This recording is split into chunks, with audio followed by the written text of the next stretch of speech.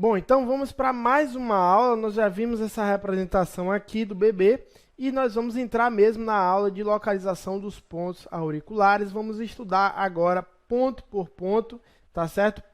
Pelo menos os principais aí, por cada região, tá ok? Então vamos começar com o lóbulo. Então vamos estudar todos os pontos do lóbulo. Primeiro, ponto do dente. Primeiro eu vou mostrar quais são os pontos, tá certo? De cada um e depois a gente vê o que cada um faz, ok? Depois vocês podem baixar aí. Eu vou passar rápido aqui porque tá... Bom. No lóbulo eu dividi aí, a gente dividiu em 9 partes aí, o lóbulo aí, tá certo? Para vocês compreenderem melhor onde é que fica cada um dos pontos. Eu sugiro que tenha sempre em mente, comece a se basear pelas regiões da orelha. Por isso que é importante você saber cada região. Apesar de ser no lóbulo, você pode tomar como referência outras partes da orelha. Por exemplo, o ponto do dente aqui, ó. Eu sei que a cabeça está aqui. Vamos analisar aqui os pontos. Ponto do dente, paladar inferior, superior e língua. Então, se eu quisesse gravar aqui, eu iria tomar como base aqui o furo na orelha. Se a pessoa não tem furo, você vai mais ou menos pelo meio aqui. Aqui tem esse furo nessa orelha aqui, não está nem tão certinho. Mas, o que é que acontece? Se baseia pelo meio, e eu sei que acima do meio vão ter 3 pontos em diagonal aqui. Que são pontos relacionados ao paladar. Então, eu tenho paladar inferior, paladar superior e língua. Danilo, mas por que está ao contrário? Está ao contrário porque é assim mesmo. Lembra na imagem do bebê? Como os chineses se baseiam na imagem do bebê, é natural que alguns pontos estejam de cabeça para baixo, a ordem, né? A gente visualizando assim, é natural que esteja de cabeça para baixo. Então, o ponto do paladar inferior está aqui, ó. Tá quase no antitrago aqui, no finalzinho do antitrago aqui, ó.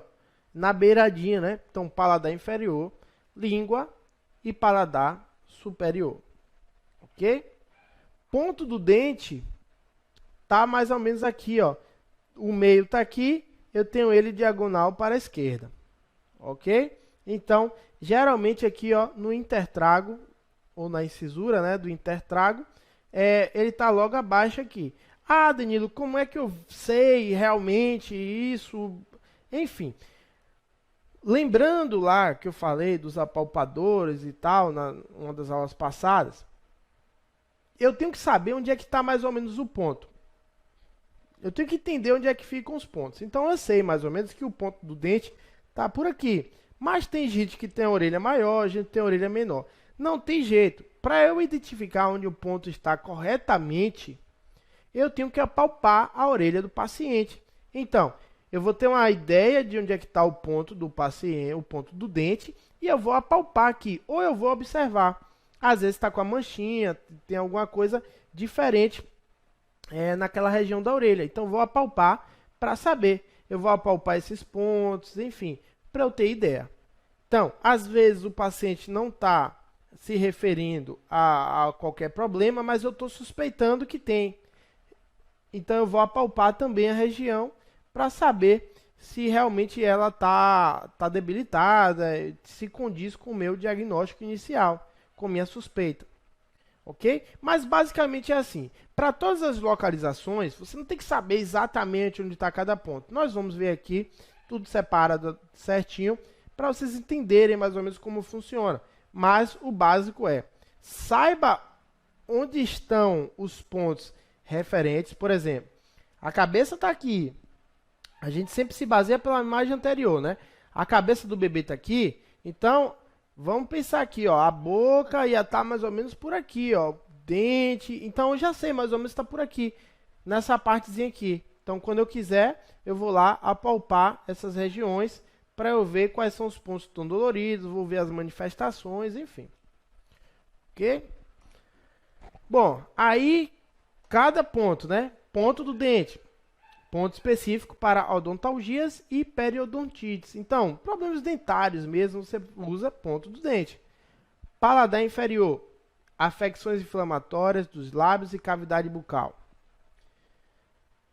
Tá com problema na cavidade bucal, nos lábios, você pode pensar, ver se o ponto paladar inferior está com alguma manifestação. Se tá, você vai usar ele. Paladar inferior, você vai usar em conjunto com o superior, porque tem as mesmas funções. Então, muitas vezes, um tá sensível e outro não tá. Você vai botar em qual? Eu vou botar no sensível. Mas, se o paciente estiver sentindo muita dor no ponto que está sensível, eu vou lá e utilizo o paladar oposto, né? Se eu botei no inferior e o paciente está reportando muita dor no local, eu uso o inferior, que vai fazer, eu uso ao contrário, né? Que vai fazer a mesma função. É óbvio que é melhor fazer no ponto que está mais dolorido. Sempre o ponto que está mais dolorido é bom a gente fazer o tratamento nele. Por quê? Porque a gente sabe que vai ter efeito. No entanto, o paciente, ele sente as dores na orelha também. E se estiver sentindo dor na orelha, o que é que a gente faz? Qual é a orientação? Se a semente está doendo, utiliza a bolinha de algodão para começar o tratamento, principalmente se o paciente nunca fez tratamento com auriculoterapia. Tem que estar consistente a bolinha de algodão também. Não adianta simplesmente pegar um pedacinho de algodão, botar e não vai funcionar. Tem que fazer pressão. Mas é uma maneira de você amenizar o sofrimento. Segunda opção é você utilizar o stipper, né? Ou a pastilha de silício específica para a auriculoterapia. Você consegue comprar também aí. É tipo um algodãozinho que não vai doer e vai fazer a função no ponto ou de sedação ou de tonificação de forma automática. É muito bom em relação a isso.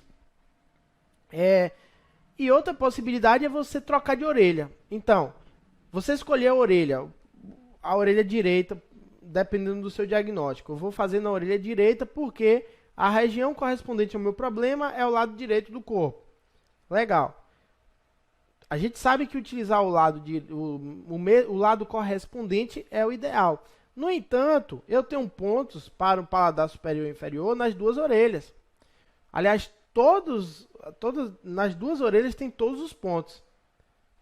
Então, se está dolorido demais na orelha correspondente, eu vou lá ver se a outra orelha está menos dolorido, a região. E aí eu utilizo na outra orelha, caso esteja menos dolorido. Então são opções para você aí gerenciar o seu tratamento, ok? Língua. Afecções de língua, glossite, fissura lingual, úlceras, fala e outras afecções. O que tiver a ver com a língua, você pode usar o ponto da língua. Bom, mais pontos do lóbulo aí. Nós temos também o maxilar superior. Olha ele lá. Maxilar inferior. Olhe, novamente ao contrário. Neurastenia. Está no lóbulo anterior, na parte anterior aqui, né? Ponto do olho, que é exatamente no meio do lóbulo, que é geralmente onde as pessoas furam a orelha.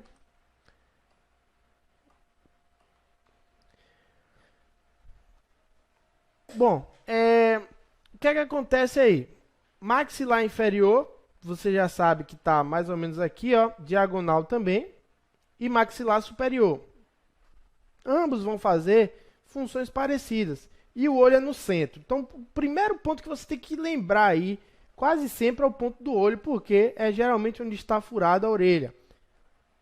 E eu não sei se eu já disse aqui, nesse curso, existem estudos aí orientais que falam a respeito, que fazem uma ligação a respeito de mulheres, né, das mulheres terem mais problemas oftálmicos do que os homens. As mulheres ficarem cegas mais cedo do que os homens, perder a visão, ter algum problema.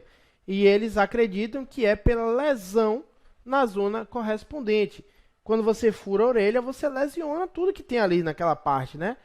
Pode até mudar de lugar, como algumas pessoas dizem, mas você pode lesionar mesmo. Dependendo de onde fura, se furar exatamente em cima da parte nervosa, você vai perder alguma ligação ali, você vai perder, pode perder alguma função daquele ponto e pode gerar, inclusive, influência direta no organismo. Algumas pessoas mais céticas dizem que não, quando fura a orelha, chega um pouco para lá o ponto, a região nervosa, a malha nervosa chega um pouco para um lado ou para o outro e continua existindo. Tudo bem, tem gente que fala isso, tem, mas eu acredito que se houver uma lesão mesmo naquele ponto, há também a possibilidade de lesionar o ponto específico, né, a região. E aí a gente não consegue fazer o tratamento e possivelmente ainda tem a possibilidade, ser redundante, né? Possivelmente aquela região no corpo vai ser afetada de alguma maneira. Pode até ser afetada para o bem, eu não sei. Mas deve ter algum tipo de reação, sim. Bom, então vamos ver os pontos aí, né? Maxilar superior se usa para periodontites, pulpites, artrite, subluxação da ATM, neuralgia do trigêmeo e problemas de osso e dente. Só para vocês verem aí, observarem a ATM, ó, disfunção de ATM, né? Você vai usar esses pontos, maxilar superior, maxilar inferior. Propriedades semelhantes à anterior, como eu já tinha falado, né? Neurastenia você vai usar para transtornos do sono. Então, o paciente está com insônia, paciente ansioso. O paciente é ansioso porque não dorme direito, ou não dorme direito porque é ansioso. Então, no seu tratamento para ansiedade, você também vai usar para insônia, né? Vai fazer essa pessoa dormir melhor. Tem gente que não tem insônia, mas não dorme bem. A questão das fases do sono, né? Ele não aprofunda mais o sono e tal. Então, tem gente que realmente não dorme bem e aí fica ansioso no outro dia, gera uma série de problemas. Então, lembre-se sempre de também estar observando a possibilidade de usar esse ponto da neurastenia em casos de ansiedade. Olho, afecções oftálmicas como conjuntivite aguda, ametropia, glaucoma, ceratite, etc. Ah, Danilo, eu vou melhorar a miopia com isso? É muito difícil, né, gente? A gente tem que saber as limitações de cada técnica. Então, se uma pessoa tem miopia, vai perguntar a você, melhora a miopia? Poxa, se a gente disser que melhora, a gente está se equivocando, apesar de a nossa base teórica dizer que pode melhorar sim, mas é algo que é muito difícil. Tem outros métodos que são melhores. Vamos lá. A área da bochecha. Percebam o seguinte, lembra que eu falei lá das sementinhas duplicadas? Então, a gente tem alguns que não são pontos, mas são áreas, ó. Tem a área da bochecha aqui, ó. Certo? Então, a área pode compreender um ou mais pontos. Aí você vai ver com a palpação. Então, vou apalpar aqui para ver se a área da bochecha tá afetada em qual área, em que parte eu vou colocar a minha sementinha ou minha agulha. Ouvido interno, ponto da ansiedade, né? Que todo mundo aí gosta de saber. A ansiedade fica diagonal para baixo, bem na pontinha mesmo, ó. Na pontinha do lóbulo aqui, ó, ansiedade. Ouvido interno, tá aqui. E a amígdala. A amígdala fica no 8º quadrante, na parte de baixo mesmo aí. Abaixo do olho, né? Na verdade. É bem pertinho do olho, é porque na orelha, numa orelha real, essa orelha tá aumentada aqui, né? Mas na orelha real, ficam bem próximos. Esses pontos são bem próximos. Aí, realmente, com a palpação, você vai conseguir uma melhor precisão.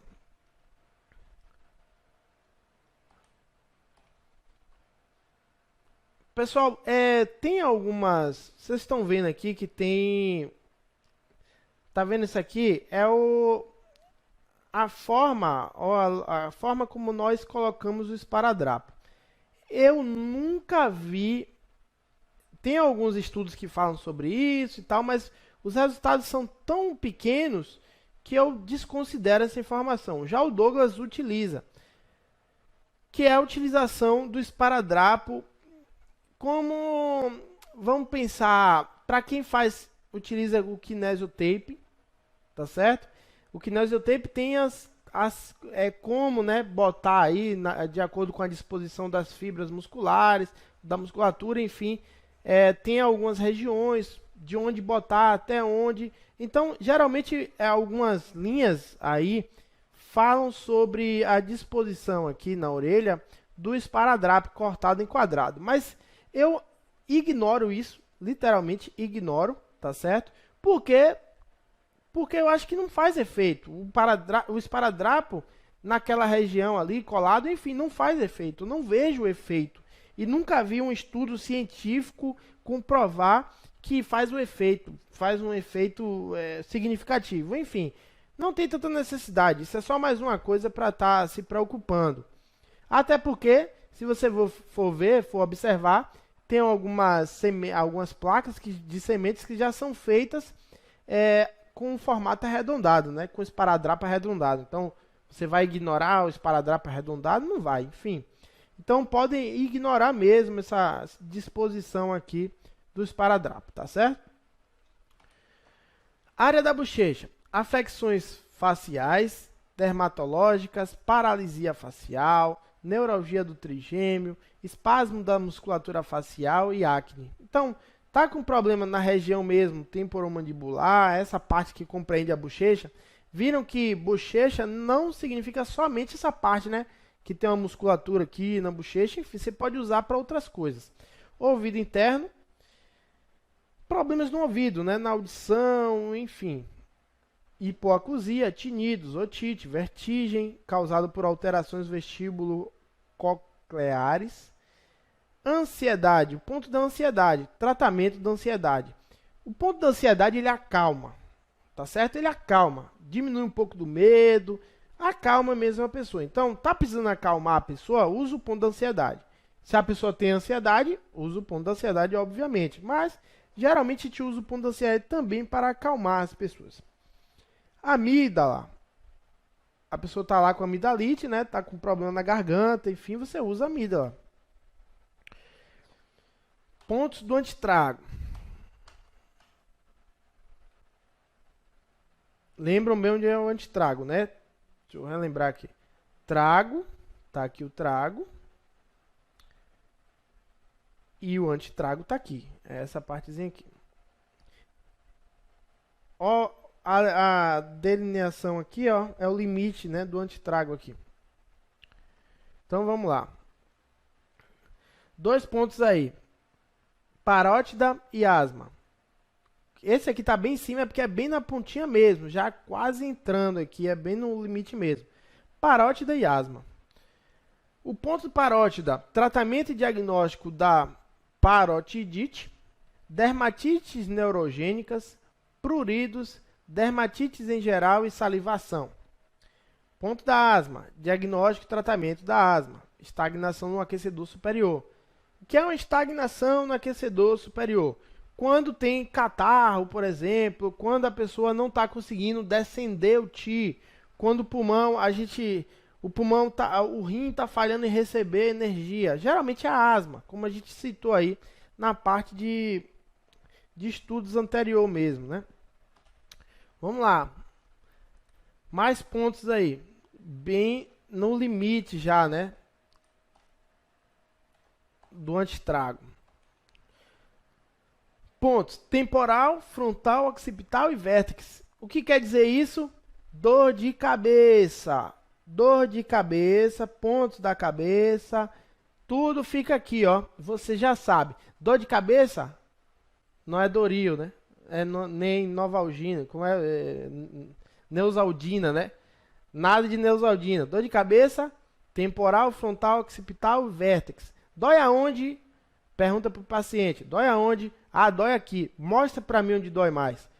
Botou a mão na parte frontal, você vai procurar o ponto frontal. Mas você vai procurar o ponto frontal fazendo o quê? Apalpando. Sabe por quê? Porque às vezes a percepção da dor é num local, mas o problema é em outro.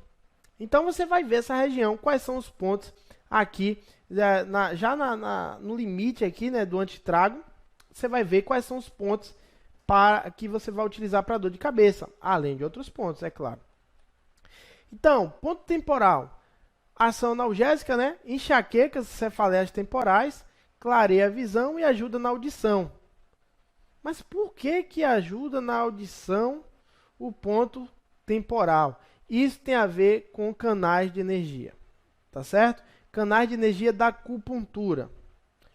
Você não vai conseguir pensar muito nisso, a não ser que você vá estudar acupuntura ou que você já seja um estudante de acupuntura, mas você vai ver que o canal passa pela região ali lateral, que basicamente é o canal da vesícula biliar. Tá certo? Então ele passa ali, ele melhora a visão e ajuda na audição também. Temporal. Porque também, anatomicamente, né, a parte temporal tem a ver com o ouvido, está próximo ali do ouvido e tal. Chega até a visão, então pode-se usar sim. Frontal. Fortalece a mente, clareia e ajuda a visão, trata a sensação de peso, distensão da cabeça, perda de memória, falta de concentração, sonolência, síndrome de estagnação e hipertensão arterial, fortalece e desperta a mente e cefaleia frontal. Olha o tanto de coisa que o ponto frontal melhora, né? Então, não só para dor de cabeça, mas você pode usar para muitas outras coisas. Ok? Occipital, parte de trás da cabeça, né? Acalma a vertigem, tem ação sedante e analgésica, acalma o pânico e a convulsão, né? E tem a função de clarear a visão. Vértex, tratar cefaleias de ápice e estados de neurastenia. Vértex é a parte de cima da cabeça. Geralmente, dor de cabeça relacionada ao fígado dói no vértex da cabeça. E geralmente essa dor do vértex é tão forte que a impressão é que dói na cabeça toda. Então, geralmente, é esse ponto que você vai tratar a dor de cabeça mais forte e tal. Você pode usar outros? Pode usar, sim.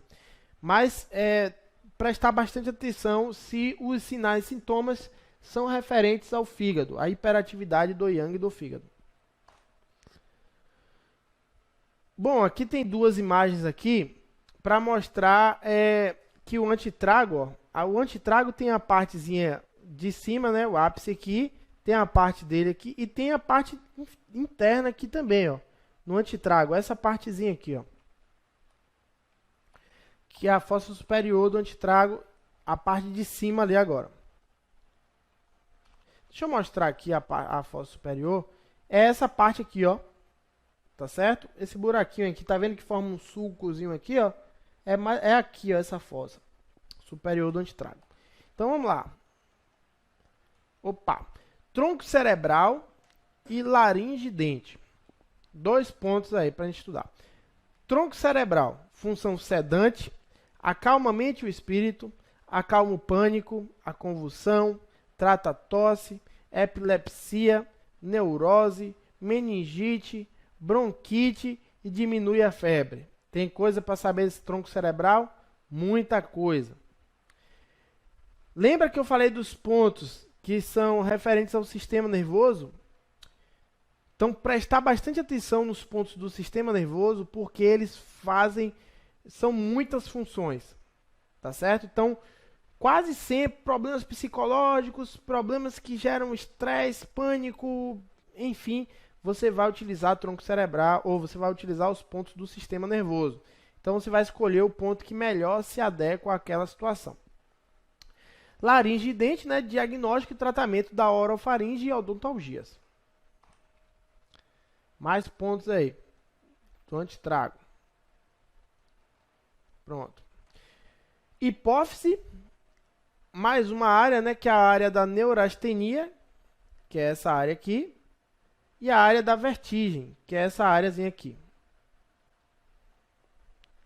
Vamos lá. A hipófise. Afecções causadas pelo sistema endócrino, como a menorreia, menstruações irregulares, metrorragia, hemorragias uterinas, impotência, transtorno do crescimento como nanismo, adenomas de hipófise, diabetes sacarino, por deficiência.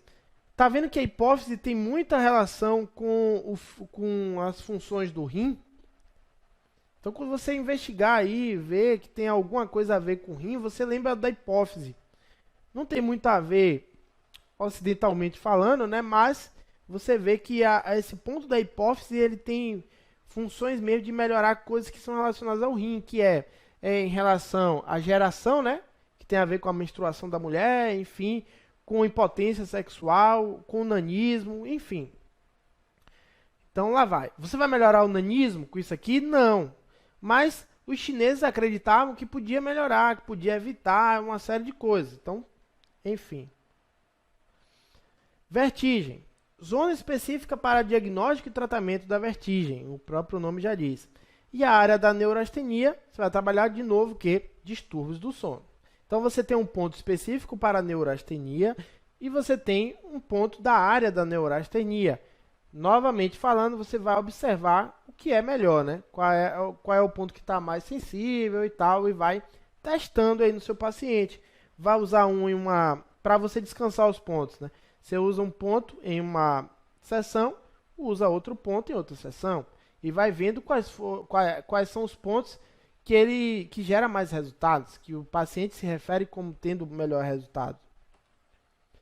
O lado interno do antitrago, a parte de dentro.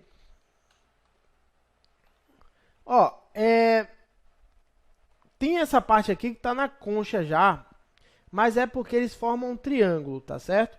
E os triângulos, eles potencializam efeitos. Quando a gente usa triângulos, a gente potencializa o efeito na auriculoterapia. Esse é um triângulo. Primeiro, o tálamo, que não está no antitrago, né?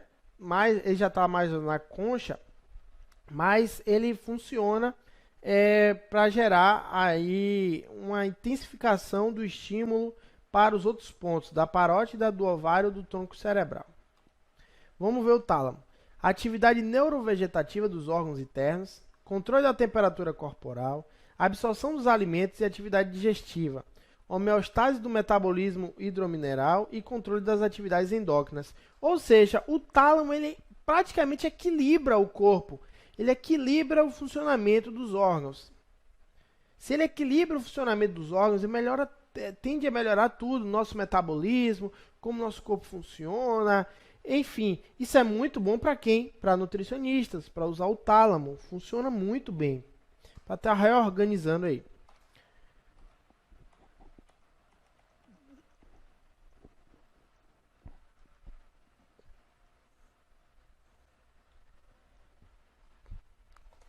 Outros pontos aqui que fazem ligação com o tálamo. Excitação, testículos, subcórtex e cérebro. Ponto excitação. Estimula o córtex cerebral, estados de letargia, enurese noturna, obesidade, hipofunção do sistema endócrino, impotência e amenorreia.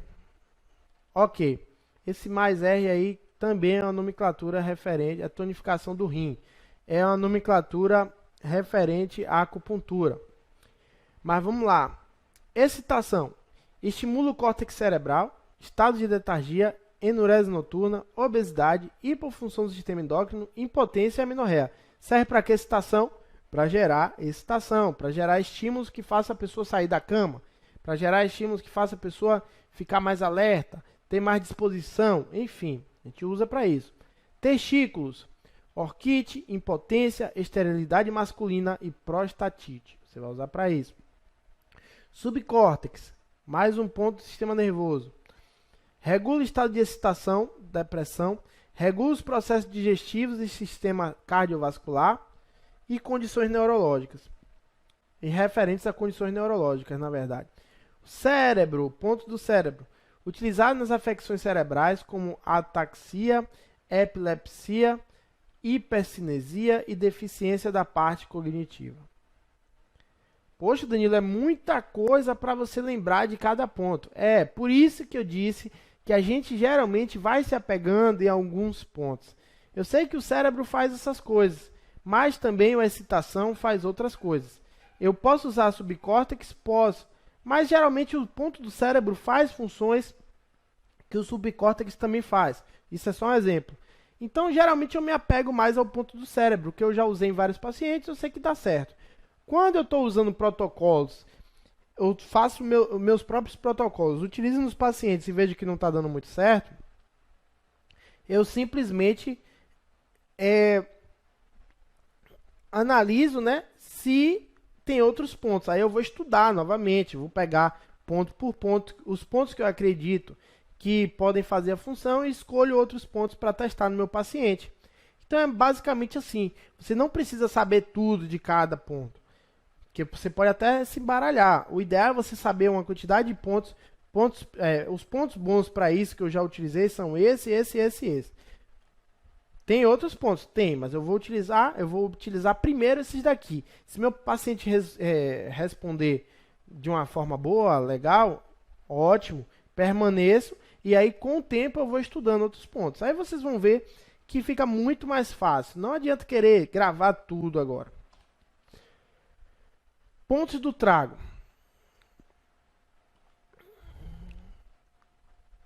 Vamos separar essa aula aqui. Nós utilizamos os pontos do lóbulo e utilizamos os pontos do antitrago, né? Vamos encerrar essa aula aqui para a gente continuar aos poucos aí, para não ficar muito cheio. Estuda esses pontos, todos esses, vê aí mais ou menos o que é que eles fazem. Presta bastante atenção em relação à região do lóbulo e à região do antitrago, para ter ideia de onde você encontrar esses pontos aí que nós estudamos agora, ok? Então vamos para a próxima aula aí. Na próxima aula nós damos continuidade ao estudo de pontos. Tchau, tchau.